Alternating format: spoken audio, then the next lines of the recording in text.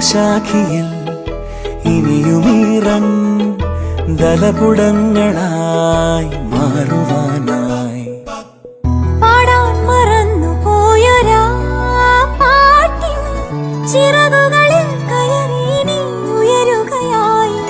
മോഹിച്ചും ലാളിച്ചും നീ മണ്ണിൻ പൂമഞ്ചത്തിൽ ആവോളം പൂങ്കാറ്റെ ചാടി ഉറങ്ങും.